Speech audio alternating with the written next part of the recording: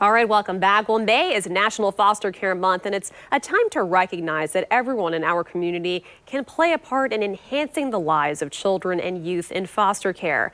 More than 391,000 youth are in foster care across the U.S. And according to Daniel Kids, Florida's oldest child-serving agency, there are currently hundreds of children currently in foster care right here in our area. Ashley Meissner, director of Daniel's family-based treatment program, joins us this morning. Thank you so much for being here. We really appreciate it, especially on a Saturday. Yes, thank you for having me. Talk to us about Foster Care Month and why it's so important, the awareness.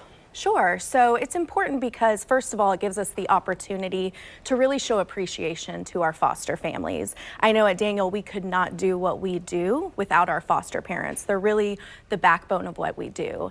It also gives us a chance to really educate the community about how they can play a role in strengthening children and families who are in foster care and how they can have that influence, even if they're not in a place to open their home to a child. Can you kind of share with us the basics of foster care, exactly what it looks like for people who may be curious? Sure. So children in foster care are just like any other children, really. I mean, they go to school, they're on the soccer team, they have friends, they like to read, they live right here in our community. Now, the difference is they've experienced some sort of negative family situation, like trauma, abuse, neglect. And so unfortunately, for a time period, they're not able to live in their home. And so while we work with their parents to kind of overcome some of those challenges, the child needs a place to live in the meantime, temporarily, where they can be safe and loved and nurtured. And so that's what a foster parent provides to a child.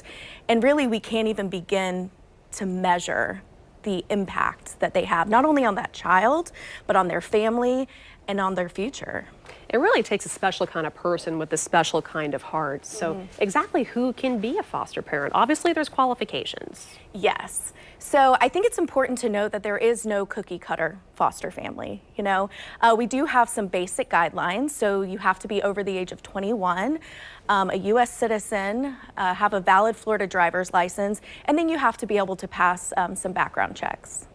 So how can any interested adults who may be watching our program start the process of becoming a foster parent? There's got to be ways to reach out, right? Yes. So I know it can be intimidating, but I think it's really important just to, like you said, reach out, ask questions, start a conversation.